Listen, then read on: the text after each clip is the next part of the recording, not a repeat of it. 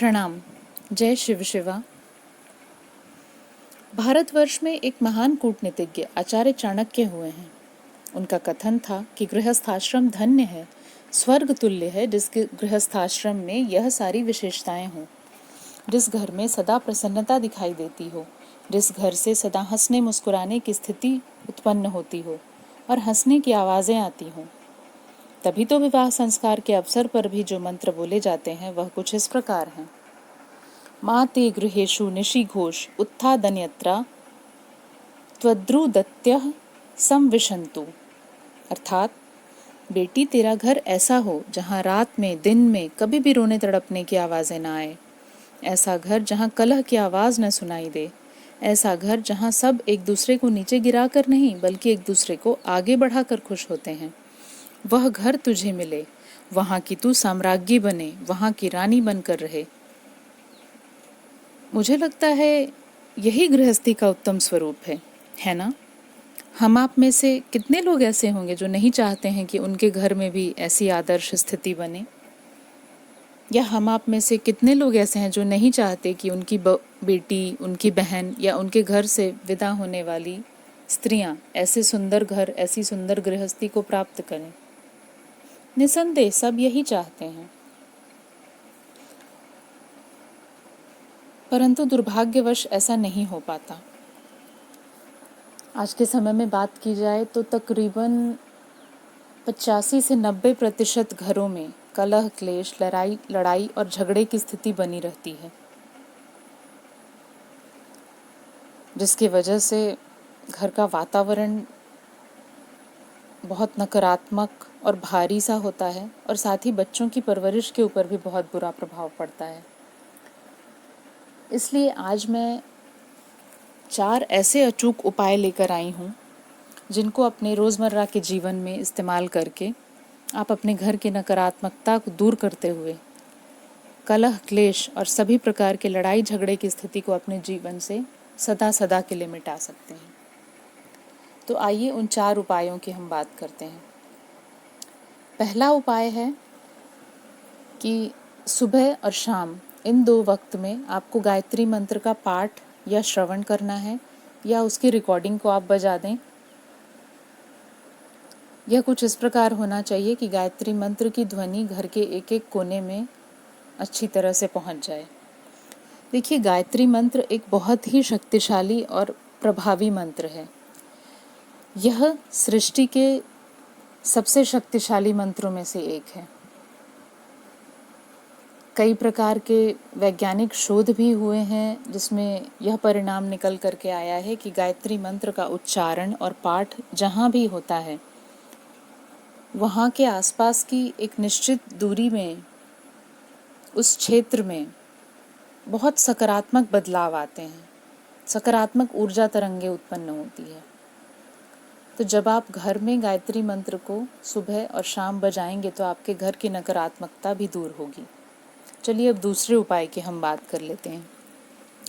दूसरे उपाय में आपको करना यह है कि आपके घर में सफाई के लिए इस्तेमाल होने वाला जो झाड़ू है उसको आप कैसे रखें, इस पर आपको थोड़ा गौर देना है। देखिए, झाड़ू को हमें कभी भी खड़ा करके नहीं रखना चाहिए, उसे गिरा करके या लिटाई हुई अवस्था में रखें और साथ ही उसको कभी भी पैरों से लांग करके या ऐसे आप अपने पैर से उसे क्रॉस करके और दूसरी तरफ ना जाएं। और सबसे महत्वपूर्ण बात, सूर्यास्त के बाद कभी भी झाड़ू घर में नहीं लगाना चाहिए। ऐसा माना जाता है कि सूर्यास्त के बाद घर में झाड़ू लगाने से घर की लक्ष्मी को प्रतीकात्मक रूप से हम घर से विदा कर देते हैं और दरिद्रता का वास घर में होने लगता है। तो कलह क्लेश तो उसी का एक स्वरूप है। इसलिए आप सूर्यास्त के बाद कभी भी झाड़ू मत लगाइए। हाँ, अगर कोई बहुत ऐसी अर्जेंट सिचुएशन हो गई जब आपके घर में गंदगी फैल गई है और सफाई करना आवश्यक है, तब आप कोई गंदा कपड़ा लें और उस कपड़े की सहायता से आप सारी गंदगी को एक कोने में इकट्ठा करके छोड़ दें। सुबह होने पर आप झाड़ू का इस्तेमाल कर सकते हैं। चलिए अब तीसरा प्रयोग आपको बताती हूँ।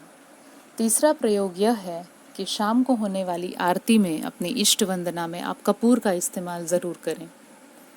कपूर जहाँ भी जलाया जाता है वह एक सकारात्मक ऊर्जा स्थल का निर्माण करता है और सभी प्रकार की नकारात्मकता तो समाप्त करने में सक्षम है।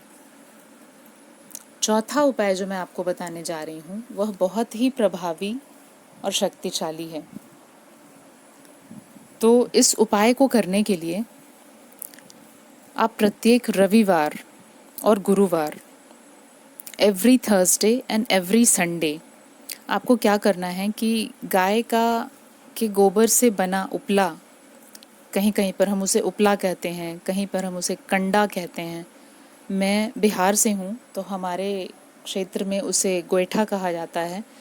तो गाय के गोबर का उपला लेकर के उसके ऊपर आपको गाय के शुद्ध देसी घी में गुड़ मिश्रित करके और उसे जलाना है अपने पूजा स्थल में जलाते हुए, और उसके बाद आप उसे पूरे घर में इस प्रकार से घुमा दीजिए कि उसका धुआं पूरे घर में फैल जाए।